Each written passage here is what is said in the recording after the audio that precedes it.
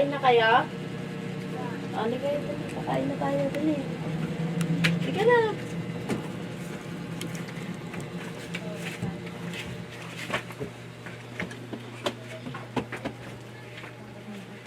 Alam kayo ng itlog wine.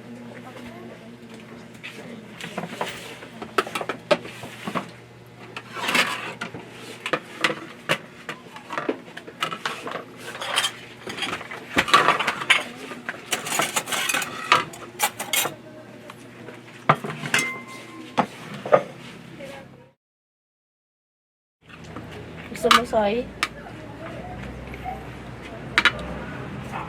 Kain ka na, ate.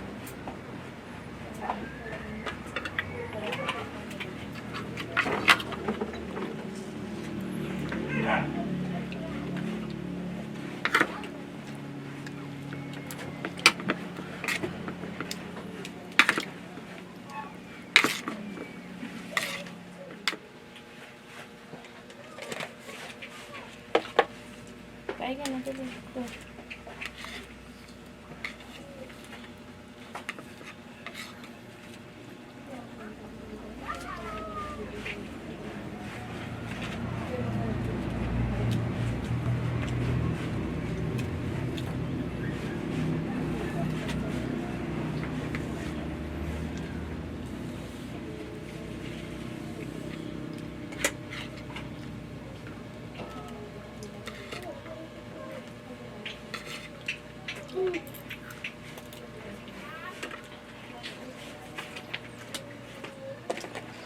Kain na.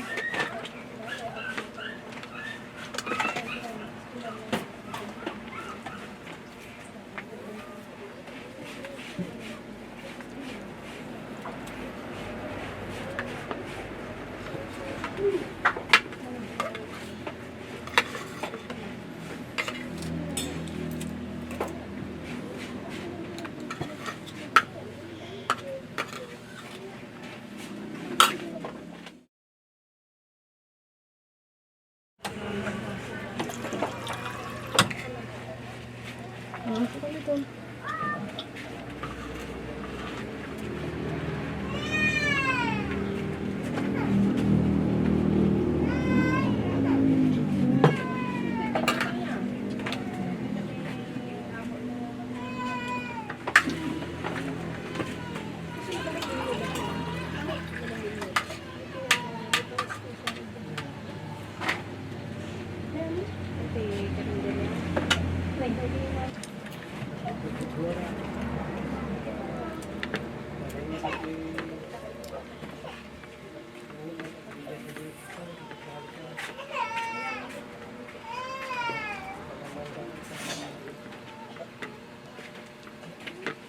Ano nga?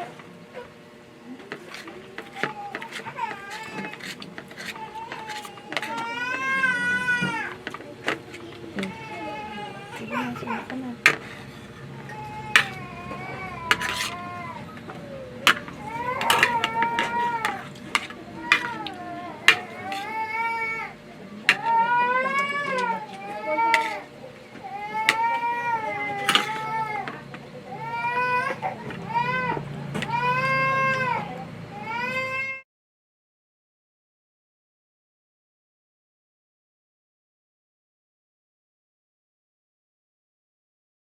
Hello April, good morning. Good morning din po. Bali ilan nga pala yung anak mo? Dalawa po. Babae po. Bali ilang taon ka na? 26 po. Asan nga pala yung asawa mo? Nasa Manila po nagtatrabaho ng construction po. Bali magkano naman yung sinasahod niya? Nakakapagpadala po siya ng 2,000 sa isang linggo po. Eh ikaw, ano naman yung trabaho mo? Naglalabandera po. Pag may nagpapalaba po, tinatanggap ko po. Dito ko na lang po nilalabahan sa bahay. Para po mabantayan ko po yung mga anak. Wala po kasi magbabantay. Wala na rin po kasi yung biyanan ko. Magkano naman kinikita mo doon? May nagbibigay po ng 200, 150, ganun. Depende po sa ano po nila. Kung ano lang po yung iaabot nila, yun lang po yung ginukuha ko. Kaya anong pangalan mo, Ading? Ilang taon ka na, Angel? Ikaw, anong pangalan mo? May ka. Ilang taon ka na? 5. Yung asawa ko po ay nagtatrabaho po sa Manila. Isang buwan po ang uwi niya bago po siya. Kasi nanghihinayang po siya sa pamasahe. Kasi gusto niya po ipadala na lang po yung pamasahe niya. Kaysa po umuwi pa po siya na makasama kami. Ganun po. Magkano ba ang pamasahe, balikan? 1,000 po. Kasi sa 1,000 na po yun, malaking tulong na po para po sa aming mag-iinom. Ay, Kaya kung sakali lang po na kaya niyang tiisin, tinitiis na lang po niya sa Manila. mhm. So, ang gaganda ng mga anak mo, no? Tanungin mo nga, Comrade, kung anong mga pangarap nila paglaki nila. Anong gusto mo paglaki mo? Doktor. Wow. Bakit? Ikaw, Ading, anong gusto mo paglaki mo? Doktor din. Wow. Oh, anong pangarap nyo para kay mama nyo, pati kay papa? Ha? Ang gaganda nila, ano? Magapait din. Kaya nga. Okay, so mga ilang taon na to? Ito, 5 years old, 7 years old ka na. Opo. So buti ano, April, hindi pa nasusundan, ano? Hindi pa po. Nag-iingat na po ako mahirap na pong katulad po ng buhay natin ngayon. Kaya Mahirap na pong madagdagan.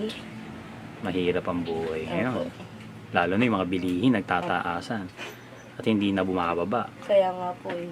Kaya yung asawa ko din po ayaw niya na po munang dagdagan. Kung sakali din po eh, pares po kami nagko-control. Very good. Pero nasa sa inyo naman yan, sariling desisyon nyo yan. Yung bahay po namin, napagmalaan ko lang po sa biyanan po. 3 partition po siya. Sa kabila po yung kapatid po ng asawa ko. Sa kabila po yung uncle po niya yung nakatira. Pero wala po sila ngayon dyan. Eh hindi naman po namin pwedeng galawin kasi magalit po sila. Kaya yung side lang po namin, napakaliit. Importante po may bubong, may malutuan, may mahigaan. Okay na po sa amin. Kasya naman po kami. Oh, medyo ano, no? Opo, Malitong ano mainit nyo, po. Pag tanghali po, napakainit. malitong pwesto nyo. Kasi po yung pakiramdam ko po nung namatay po yung papa ko noon, parang ako na po yung tumayong ina sa bahay namin kesa po sa nanay ko. Kasi Bakit? yung nanay ko po laging wala, lagi na sa labas. Pero po ako yung naging tuling parang naging ina po na nag-aalaga ng 1-year-old in 6 months na kapatid ko. Ako na po nagpalagi hanggang nag 4 years old po siya. Yun Pang po. ilang ka ba sa magkakapatid? Pang-apat po sa panganay, yung ate ko naman po nakipagtanan, yung kuya ko nagtrabaho sa Manila para may padala sa amin. Ano bang trabaho ng mga magulang mo? Wala po yung mama ko lang po, nagsusugal lang po. Yun po ang kinaghahanap buhay po niya. Yung papa mo? Maaga pong namatay. Okay.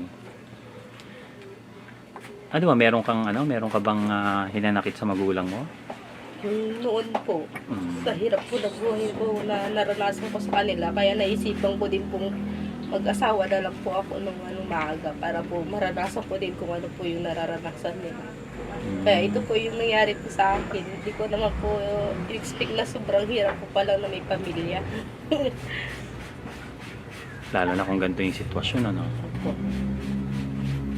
Kaya ngayon po hindi ko na po masisi yung nanay ko kung ano yung Malis na siya, no? hirap po sa amin noon. Malis na. Okay. So, ganun pala yung nangyari. Opo. Ganun yung naging dahilan mo. Kaya, ano, Maaga po akong nag-asawa. Hindi ko na po tinapos yung pag-aaral ko. mm, Sabi nga po ng mga kapitbahay namin doon na ipa-DSWD ko daw po yung mama ko para daw po matauhan. Pero ayaw ko po, kaya tiniis ko na lang po ng ilang taon. Tapos pag nung mga nag-15 years old po ako, namasukan na po ako magtrabaho hanggang sa yung mama ko hingi ng pera. Nakihingi akong pera mo, sabi niya. Hanggang sa nag-overbali, hanggang sa natapos ko yung bali ko, umalis na po ako ng trabaho, nag-asawa na lang po ako. Yung ganun po kasi yung nangyari sa akin. Kaya sabi ko, mag-asawa na nga lang din ako para hindi kayo hinahingi ng pera. Sabi ko, Eh, paano yung mga kapatid mong maliit? Naiwan na doon. malaki na po sila nung iniwan ko. 4 years old na po yung bunso namin. Ay, Kaya okay na po yun. Sabi ko, bahala naman na kayo mag-alaga dyan. Tapos na ang obligasyon ko dyan. Sabi. Kaya po nung nag-asawa ko, wala po silang nagawa. wala silang masabi talaga. Kasi kasalanan naman po nila. Mm.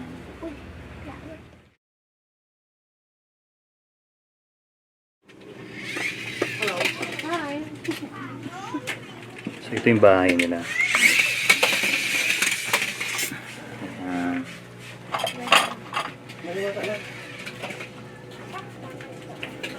So, ito yung sinasabi mong parang partition, Masikip.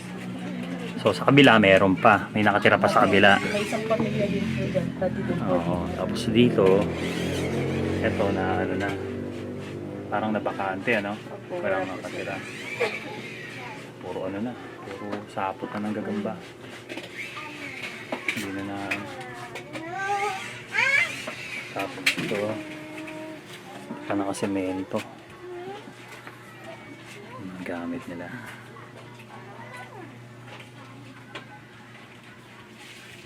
Okay. Pasok tayo sa kwarto nyo. Ito yung kwarto nyo. Opo, ito po. Ayan, sinabitan lang nila ng kortina. Pasok tayo. Ayan. Sikip Sikip po. Siya medyo mainit. Nilagyan nila ng karton. Para hindi Hindi po masyado. tumagos yung init. Oo. Kaya nga po. Ayan, ito yung bubong. Ayan. Kasi dito sobra. Tapos meron silang maliit na electric fan. Ito, Ayan, para kahit pa paano medyo malamigan din sila.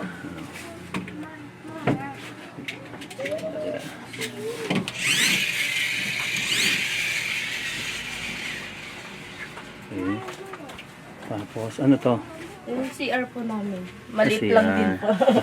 Eh buti nga may CR pa kayo. Ayan.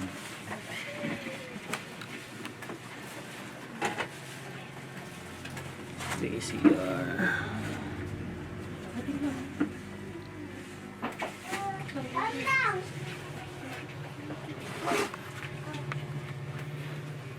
So ito pa yung mga nilalaban mo.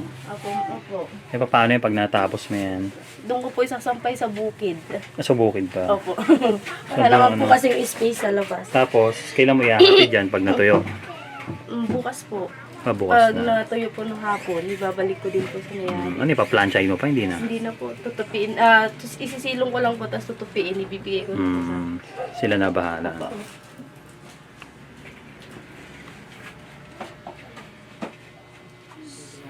Mainit, Mainit po dito. Grabe.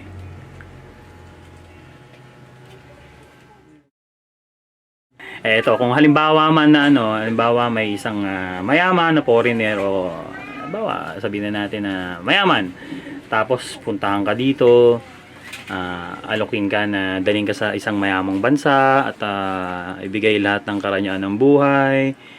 Gagawin kanyang buhay prinsesa. Sasama ka ba sa kanya para magpakasal? Ay, hindi po. Kasi mas kontento na po ako sa asawa ko ngayon. At okay lang po yung, kung ano lang po yung maibigay niya sa akin, okay lang po. Okay. So, okay ka na, kontento Apo. ka na sa ganitong buhay. Apo. Eh, paano kung halimbawa, yung mga anak mo, bigyan niya rin ng magandang buhay? Hindi pa rin po. Basta po, pipiliin ko pa rin po yung buhay ko dito kaysa po yung buhay ko sa ibang bansa. Kasi hindi ko na po alam kung ano po yung madadatnan ko doon. Kung ano po yung bagong pakikitungo na naman po sa kanila. Kaya mas gusto ko na rin po dito sa nakasanayan po. Sige.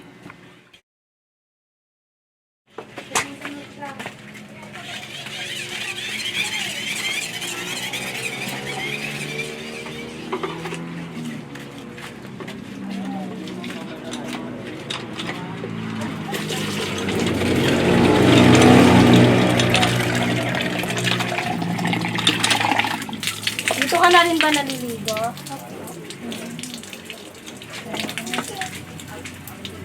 Hindi ako kay bahay mo din ni mamay. Oo. Lang mag. So ito yung ano, ilaw nyo, no? Opo. Medyo delikado yung ano, wiring nyo, ha? Kaya nga po. Mag-iingat kayo dito, maano ang ano. Lalo pat dikit-dikit yung wiring ng kuryente nyo. Tsaka madaling ano, umapoy. Lalo na lang, luma na yung mga ano, kahoy, oh. April, itong ano nyo, kuryente nyo, magkano naman ang binabayad nyo dito? 300 po, pinakamataas na po yung 350. Eh, ang gamit nyo lang, ano, Opo, ilaw maliit na po. electric pan, tsaka ilaw. Opo, 2 bumbilya lang po. Eh, kasi po yung ilaw po namin, minsan po maghapon magdamag po siya. Kasi pag pinatay po yung ilaw sa loob, madilim po. Hindi po makita yung mga paligid. Kaya po, halos maghapon magdamag po yung ilaw namin.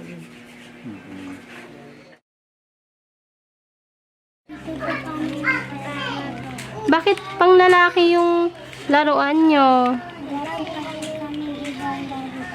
Yan lang yung laruan nyo. Wala kayong mga Barbie.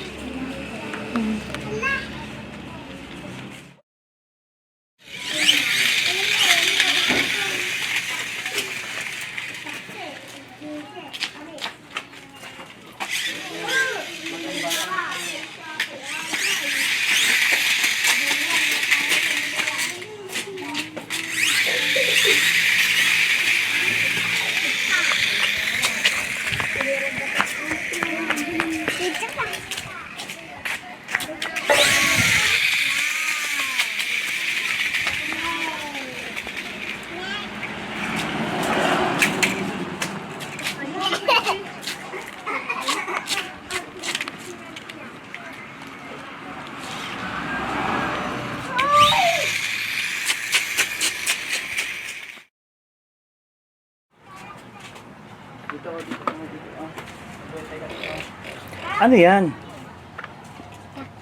Takip. Isa pa yan sa mga laruan nyo?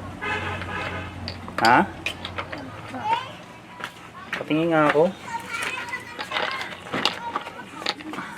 Takip ng mga ano, ng mga soft drinks, tsaka ng ano. Ano yan, laruan nyo? Ha?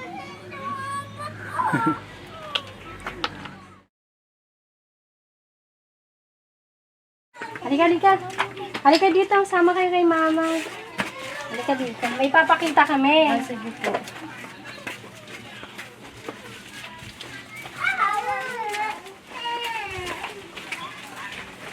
May surprise kami. Ayan. Mga bigas. Thank you po. Thank you so much po. Laking tulong na rin po para sa amin po yan. Ilang buwan na rin po namin kakainin po yan. Yan ay para sa'yo. Ayan. Tsaka ipasok natin sa bahay nyo. Sige po. Okay, so ito April. 5 sako ng bigas. Nanggaling kay Comrade Mark, saka sa ating mga contributors, pinibibigay sa'yo. Para naman kahit pa paano yung asawa mo, matuwa-tuwa. At makaraos din kayo kahit pa paano. Para hindi na muna kayo kapusin. No? Ito, makakatulong sa inyo ito ng mga ilang buwan. Apo. Diba? Lalo pa, 3 lang kayo. Ha? Ayan, ito, 5 sako ng bigas. Nanggaling kay Comrade Mark. Thank you po, Sir Mark. Laking tulong na po to sa amin pang na kainin po namin ng ilang buwan. Thank you po talaga. Siyempre sa ating mga contributors, no? Apo, thank you po. Ayan, hindi din dahil sa kanila, wala to. Apo. At kay Comrade Mark, wala tong programa na to. Apo. Thank At you congratulations, 5 sacks of rice. Malaking tulong sa inyo, po. Apo. pati sa mga bata. At siyempre sa asawa mo, Apo. na nagpapagod sa Manila, nagpapakahirap maghalo ng semento. Para lang po may maipadala. Yes, mga padala. Okay, so maganda yung story ng buhay mo. Talagang na ano kami na na-touch kami sa kwento mo na gano'n sa bata mong edad nag-aalaga ka na ng mga kapatid mo. At yun nga. Tiis-tiis lang talaga. Talagang sobrang hirap na ng buhay. So congratulations, yung 5 sacks of rice. So mauna na rin kami mga kids, appear! Appear na daw. You know, gusto daw nila. Gusto niyo ba ng Barbie? Ha? Gusto nila ng Barbie, you know? Sige, yaw, baka bumalik kami. Sige, sige. Paano? Una na kami, ha? Po. Thank you po. Sige, sige, Thank you sige. po so much. Welcome, welcome.